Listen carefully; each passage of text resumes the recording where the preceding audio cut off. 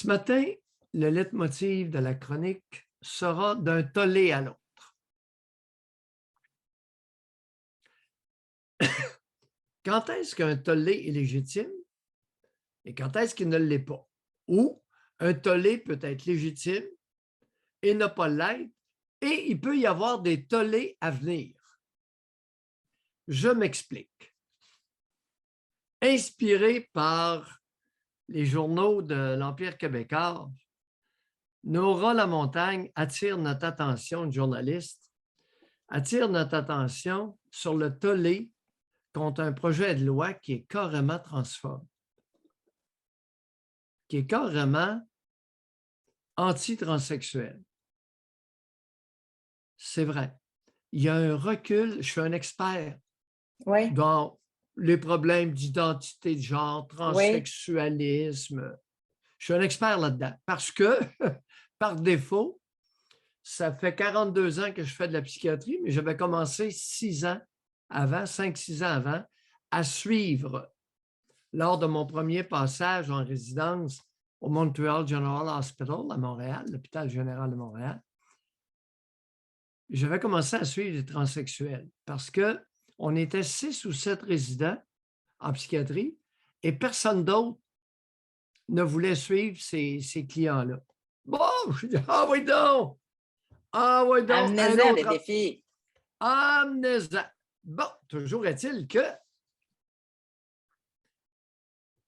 notre ami Jolin Barrette, le ministre de je ne sais pas quoi, là, il est ministre il est ministre de la Justice. Hein? Oui, c'est vrai, il est Oui, ministre de la Justice. oui, Avec un projet de loi où il va exiger qu'un transsexuel, pour qu'il puisse changer son nom dans le registre de l'État civil, ait un certificat médical prouvant qu'il s'est fait charcuter les organes génitaux. Du vieux stock, ça. Retour en arrière. De quoi il se mêle? Où était le problème? Il n'y en avait pas. Quelqu'un, un homme qui veut devenir une femme ou une femme qui veut devenir un homme, on parle surtout des femmes qui veulent devenir des hommes. Non, excuse-moi. Des hommes qui veulent devenir des femmes. Bon, oui. c'est ratio là, très, très, très, très beaucoup plus élevé. 8-10 pour un ou contre un.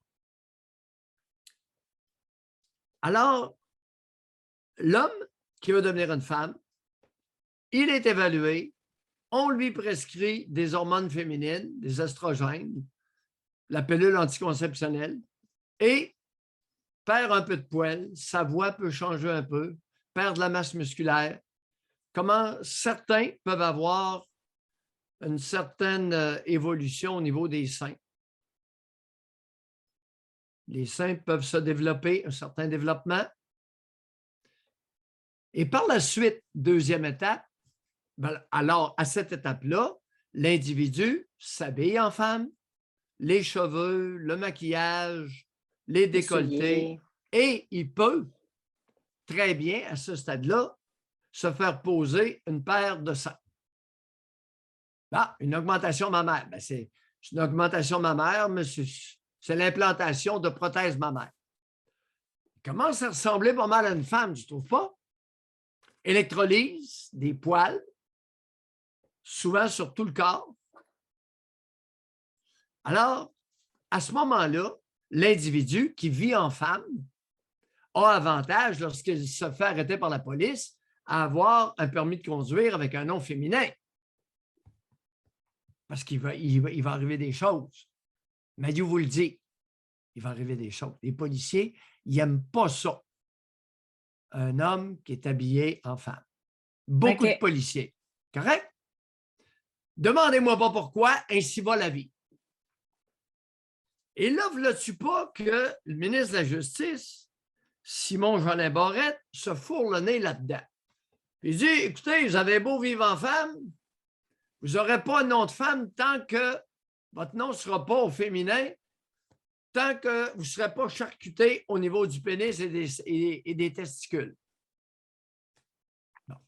Je suis un expert dans le domaine il y a des transsexuels qui se rendent à la moitié du chemin de transformation et il y en a d'autres qui se rendent à tout le chemin. Ça les regarde. Est-ce que j'aimerais ça que Jean-François envoie ça au cabinet de Simon Jolin Barrette, puis il peut me donner un coup de téléphone, dire Maillot, hey, t'es opposé? Oui, je suis un spécialiste là-dedans. J'ai encore des dossiers ouverts de transsexuels. 42 ans plus 5, ça fait 47 ans. Je suis un de ceux qui est le plus expérimenté dans le domaine. Mais on parle de quoi? Hein? Non. Non. Il y a quelqu'un de timbré qui a pissé dans l'oreille du ministre de la Justice. Il n'y en a pas d'autre explication. Oui, il y a du monde transphobe. Chez les policiers, il y en a plusieurs. On pourrait peut-être leur demander c'est quoi leur problème. Bon, comment fonctionne mais juste une parenthèse. Oui. Moi, juste une petite parenthèse. Quand je dis on parle de quoi, là, c'est pourquoi il faut qu'ils regardent dans les culottes de la personne pour décider s'ils font changer de nom ou pas.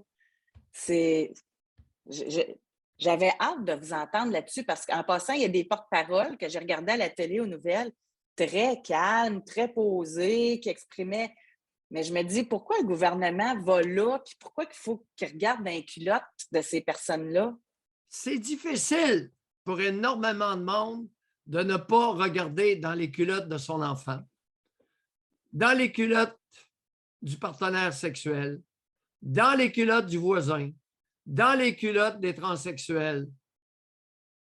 Beaucoup de monde qui ont de la difficulté à se mêler de leurs affaires.